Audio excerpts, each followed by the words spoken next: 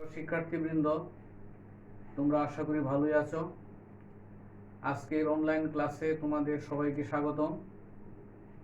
বিগত কলেজের ক্লাসে তোমাদেরকে ক্যালকুলাসের কতগুলো সূত্র শিখতে বলেছিলাম, নিশ্চয়ই তোমরা সেগুলো শিখেছ। আজকে উচ্চতর গণিত প্রথম পত্রের নবম অধ্যায়ের অন্তরীকরণের পাঠ 6 ও 7 সংযোজিত ফাংশন এর অন্তরজ নিয়ে আমরা আলোচনা করব। সংযোজিত ফাংশনের সমাধানগুলো আমরা একটা সূত্রের মাধ্যমে প্রকাশ করতে পারি। সে সূত্রের নাম হচ্ছে চেইন রুল। y যদি z এর ফাংশন এবং z যদি x এর ফাংশন হয়, তবে এ ধরনের ফাংশনকে সংযোজিত বা ফাংশনের ফাংশন বলে। এক্ষেত্রে আমরা লিখতে পারি dy বাই dx সমান dy by dz into dz by dx, এবং এটাই হলো আমাদের চেইন রুল। এবং এই চেইন রুলের সাহায্যে এখন আমি অনুশীলনী 9C এর কিছু অঙ্ক তোমাদেরকে দেখাবো। তো এখানে প্রথম অঙ্কটাই আমরা দেখি। তো 1 নম্বরের অঙ্কটা আছে 9C1। তো এখানে অন্তরজ সহগ নির্ণয় করতে বলছে 3x স্কয়ার প্লাস 1, এটার অন্তরজ সহগ নির্ণয় করতে বলেছে। তো আমরা এটা নির্ণয় করব এখন। তো চেইন সূত্রের আকারে আমরা নির্ণয় করব। তো এখানে d বাই dx, আমরা ওই পাওয়ারটাকে রুটটাকে পাওয়ারে রূপান্তরিত করি।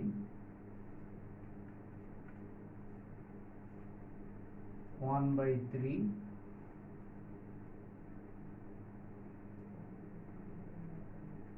এখন আমরা যে কাজটা করব, তো এখানে প্রথমত এই পাওয়ার আছে, তো পাওয়ারটায় আমরা অন্তরজ সহগ নির্ণয় করব প্রথম। তো এখানে পাওয়ার যদি আসি, তো 1/3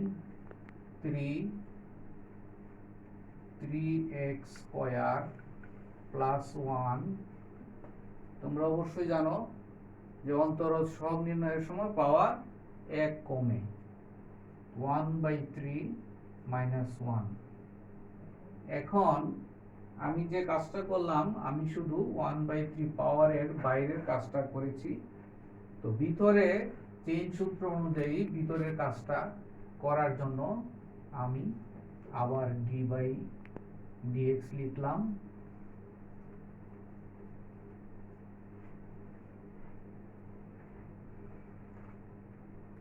one by three x square plus 1, এটা যদি বিয়োগ করি আমি হবে -2/3। আর এখানে 3x স্কয়ারকে যদি আমি ডিফারেন্সিয়েট করি, 3 এবং 2 গুণ হয়ে হবে 6x, 1 কে ডিফারেন্সিয়েট করলে হবে 0, যার ফলে এটা লেখার দরকার নাই। এখন এই 3 6 কাটা গেল, থাকলো এখানে 2x। আর নিচে এই মাইনাসের জন্য আমরা এটাকে নিচে নিয়ে আসতে পারি, 3x স্কয়ার প্লাস 1, এটার পাওয়ার 2/3। তো এখন এইখানে আমরা এটাকে মাইনাস আকারেও লিখতে পারি অথবা ই আকারেও লিখতে পারি। যদি মাইনাস আকারে লিখি তাহলে আমাদের এই নিচে এটাকে আনার দরকার পড়ে না। তো এটি আমাদের আনসার। তোমরা লিখে নাও তাড়াতাড়ি। তারপরে আরেকটা অঙ্ক নিয়ে আমি আলোচনা করতেছি, দেখো 4 3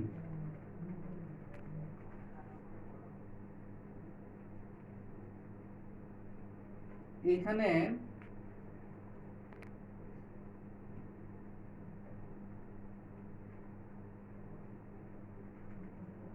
ডাকটা লিখেছে e⁻√x, এটার উপর আবার রুট d/dx করতে হবে আমাদের। এখন এটা আমরা যদি dy/dx করি, তো ওই dy/dx করার একটা রুটের নিয়ম আছে, যে আমরা যদি dy/dx করি √x কে, তাহলে সেটার মান হয় 1/2 √x। তো এই সূত্র যদি আমরা এখানে ফলো করি, তাহলে আমাদের আসতেছে 1/2 e⁻√x, এটা আসতেছে। এখন যে আমি কাজটা করলাম, এটা আমি ওই রুটের কাজটুকু করলাম, ভিতরে আমার e⁻√x এর কাজ বাকি আছে। সেটা আমি চেঞ্জ রুলের সাহায্যে যদি করি, তাহলে আমি এটাকে d/dx এর আওতায় নিয়ে আসলাম, এটা আসলো।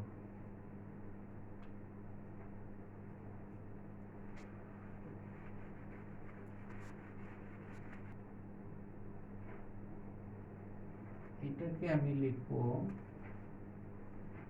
1/2 e⁻√x, আর এখানে রুট। এখন এখানে e⁻√x আছে, ওই e⁻√x আমরা কে নিয়ে এখানে কাজ করব। তো কে নিয়ে যদি আমরা কাজ করি, তাহলে আমরা জানি e⁻x কে যদি ডিফারেন্সিয়েট করা হয়, তাহলে সেটার মান হয় e⁻x।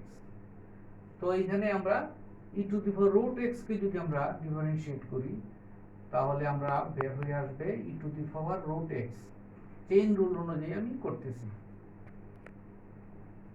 এখন এইখানে √x আমার তো এখানে থাকার কথা ছিল শুধু x, কিন্তু এখানে আছে √x। এই জন্য √x কে আবার আমি চেইন রুল অনুযায়ী d/dx লিখে এটাকে নিয়ে কাজ করলাম। তখন আমার এটা আসলো e⁻√x by 2 e⁻√x √x। R x কে যদি আমি ডিফারেন্সিয়েট করি, তাহলে আসে 1/2 √x। তো এখানে মূলত আমার অঙ্কে আসতেছে 2 2 4। এটা রুটের ভিতরে, এটাও রুটের ভিতরে। তো এই x টাকে যদি আমি রুটের ভিতরে দিয়ে দিই, তাহলে হবে x e⁻√x।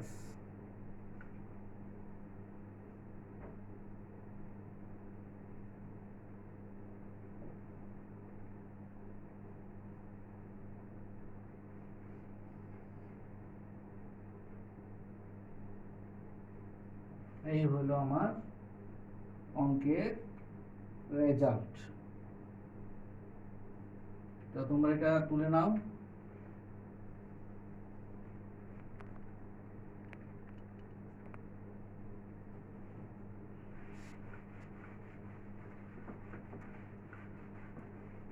যেহেতু অনলাইনে ক্লাস, এখানে অনেক সীমাবদ্ধতা আছে, আর এই কারণে তোমরা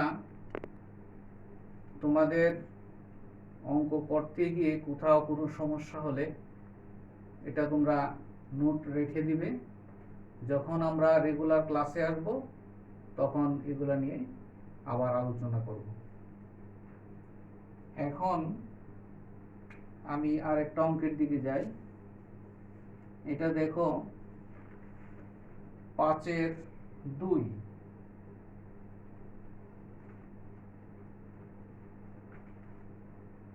এখানে বলা আছে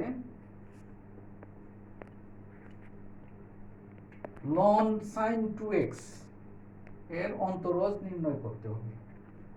তো আমি অন্তরজ নির্ণয় করা শুরু করলাম।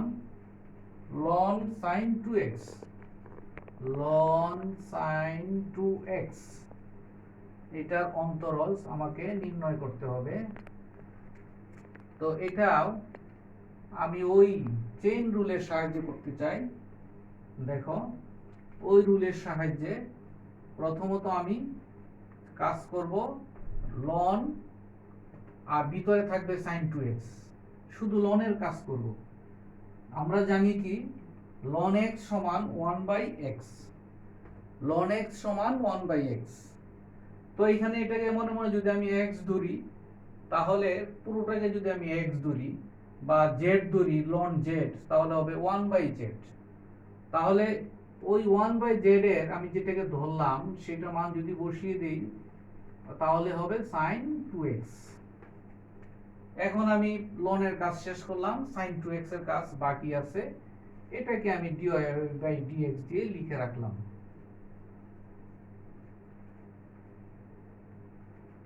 এখন আমি sin 2x এর কাজ করব। এখানে 2x এর মনে মনে যদি আমি z ধরি, তাহলে হবে sin z। তো sin z কে যদি আমি ডিফারেন্সিয়েট করি z এর সাপেক্ষে, তখন সেটা হবে sin cos হয়ে যাবে, cos x বা cos z হবে এখানে। কিন্তু এখানে আমরা যেহেতু x ব্যবহার করতেছি, এখানে হয়ে যাবে cos 2x। আবার আমি ওই 2x কে চেইন সূত্রের আকারে নিয়ে আসলাম। উপরে cos 2x, নিচে sin 2x। আর এখানে 2x কে যদি আমি ডিফারেন্সিয়েট করি, তাহলে 2 ধ্রুবক x কে ডিফারেন্সিয়েট করলে 1, অর্থাৎ 2। তো cos বাই sin মানে cot, তাহলে 2 cot 2x, 2 cot 2x। এটা হলো আমাদের আনসার। তোমরা লিখে নাও।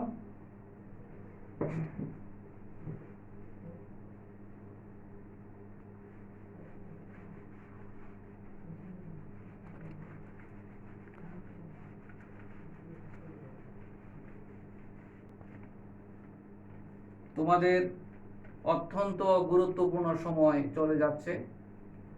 তোমরা ভবিষ্যৎ চিন্তা করে অবশ্যই হেলাফেলা করবে না। বাড়িতে যতটুকু সম্ভব পড়াশোনার চেষ্টা করবে বেশি বেশি। তো এখন আমি আরেকটি অঙ্কের দিকে যাই, 5/5।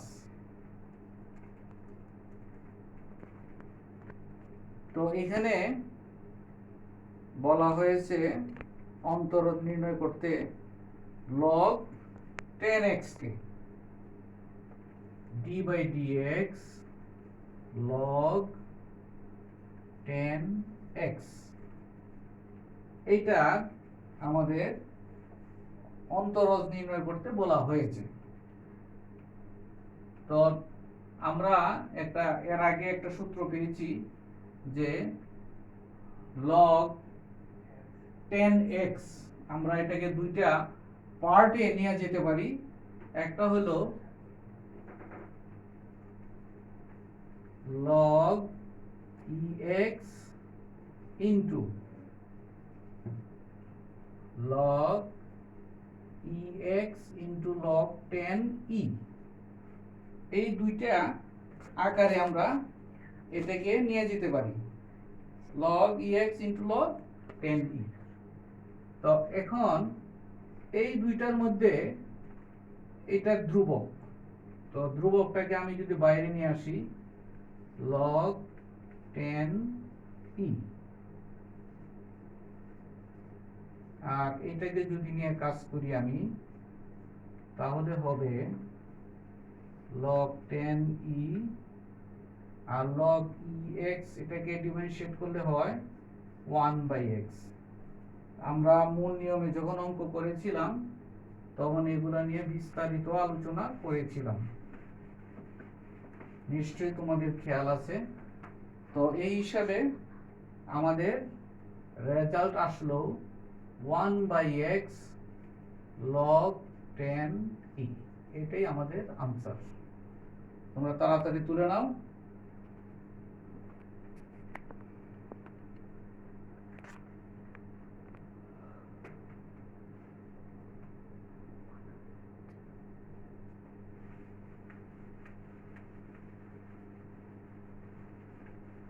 এখন আমরা আরেকটা অঙ্কের দিকে যাই। এখানে 9 এর 1 অঙ্কের নম্বর, 9 এর 1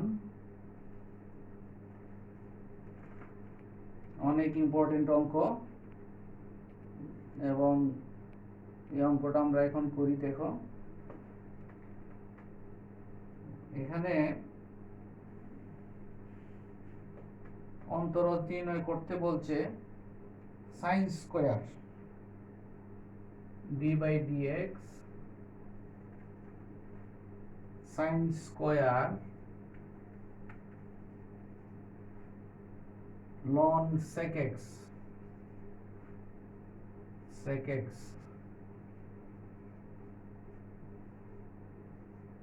এইটা আমাদেরকে ডিফারেন্সিয়েট করতে বলা হয়েছে, অর্থাৎ অন্তরজ নির্ণয় করতে বলা হয়েছে। তো এখানে প্রথমত এই যে পাওয়ার আছে একটা, ওই আমরা পাওয়ারটাকে নিয়ে প্রথম কাজ করব, এবং এটাও চেঞ্জ সূত্র বা রুলের মাধ্যমে প্রকাশ করব আমরা। এখন ওই পাওয়ারটা যদি সামগ্রিক পাওয়ার হয় তাহলে এটা এখানে যদি চলে যায় তাহলে হবে 2 এটার পাওয়ার। তো অন্তরজ সহগের নিয়ম অনুযায়ী পাওয়ার সবসময় সামনে আসে, তো এই হিসাবে এটার পাওয়ার 2 সামনে আসলো, পাওয়ার 2। আর ভিতরে রয়ে গেল sin ln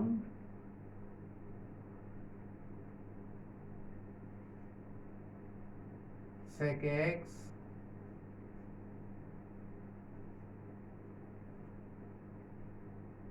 এটা ভিতরে রয়ে গেল এই অংশটুকু। আর এখানে পাওয়ার ছিল মূলত 2, তো 2 পাওয়ারটা আমরা 2 - 1 দিয়া আমরা 2 পাওয়ারটা এখানে এইভাবে লিখতে পারি, অথবা আমরা এটাকে বাদও দিতে পারি। এখন আমি ভিতরের অংশ নিয়ে কাজ করলাম, ওই ভিতরের অংশ বলতে আমি পাওয়ার নিয়ে কাজ করলাম। এখন আমি স্কয়ার যদি বাইরে থাকে তাহলে ভিতরে থাকলো কি আমাদের sin ln sec x। পাওয়ার নিয়ে যেহেতু আমি কাজ করছি, আমার বাকিটুকু আমি dy/dx দিয়ে রেখে দিলাম, sin ln sec x। এটাকে আমি পাওয়ার দিয়ে ওইভাবে রেখে দিলাম।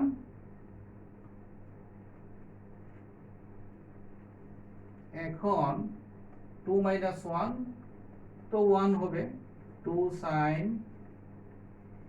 ln sec x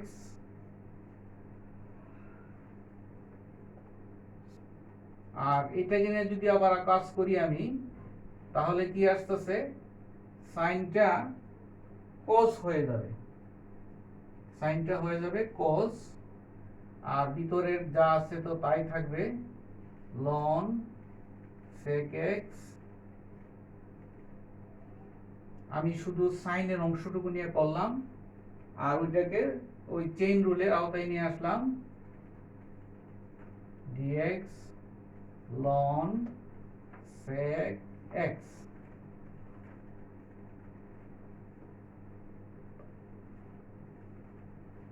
তো এখানে আমরা দেখতে পাচ্ছি যে দুইটা সাইন এবং cos পাশাপাশি আছে এবং 2 আছে।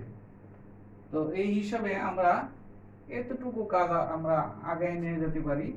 2 sin x cos x সমান sin 2x, তাহলে এখানে আমি একটা 2 নিয়ে দিতে পারি ভিতরে, ln sec x, এইভাবে আমি লিখতে পারি এই অংশটুকু। আর বাকি অংশটুকু নিয়ে আমি যখন কাজ করব ln কে নিয়ে, সেটা হবে 1 বাই sec x। এখন আবার ভিতরের sec x কে আমি যদি চেইন রুলে নিয়ে আসি, sec x sin 2 ln sec x,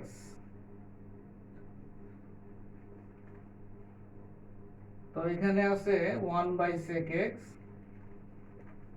তোমাদের অবশ্যই খেয়াল আছে sec x কে যদি আমরা ডিফারেন্সিয়েট করি হবে sec x tan x, তো এখানে sec x আর sec x কাটা যাবে, থাকবে tan x। তো আমরা ওই tan x কে আমরা ইচ্ছা করলে ওই সামনে নিয়ে আসতে পারি। তো যদি আমরা সামনে নিয়ে আসি, tan x sin 2 ln sec x, এই হলো আমাদের আনসার। আমাদের অঙ্কের এখানে এটাই হচ্ছে আনসার। তো তোমরা এটা লিখে নাও।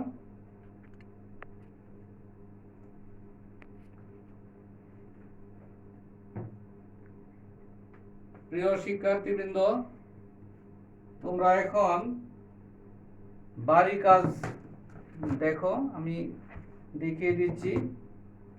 তোমরা সবসময় উদাহরণ অঙ্কগুলা বেশি বেশি ফলো করবে, এবং প্রতিটা বইয়ের উদাহরণের অঙ্কগুলা যে নিয়মগুলো ফলো করা হয়েছে এবং যে অঙ্কগুলা দেওয়া হয়েছে, যদি একজন স্টুডেন্ট উদাহরণ অঙ্কগুলা ভালো করে ফলো করে, তাহলে ভিতরের অঙ্কগুলাও, অনুশীলন অঙ্কগুলাও সে খুব অনায়াসে করতে পারবে। তো তোমরা ওই ভিতরের যে উদাহরণের যে অঙ্কগুলো আছে এগুলা সবগুলা দেখবা, এগুলা তোমাদের জন্য বাড়ির কাজ হিসেবে থাকলো, সব দেখে আসবা। পাশাপাশি তোমরা এখানে আমি তোমাদের 9C এর অনুশীলনে যেগুলো আমি অঙ্ক করালাম, হ্যাঁ, এই অঙ্কগুলোর ভিতরে 1 থেকে 10 পর্যন্ত সবগুলো অঙ্ক তোমরা দেখে আসবে। তো তোমরা সবাই ভালো থেকো, সাবধানে থেকো, নিরাপদে থেকো। আল্লাহ হাফেজ।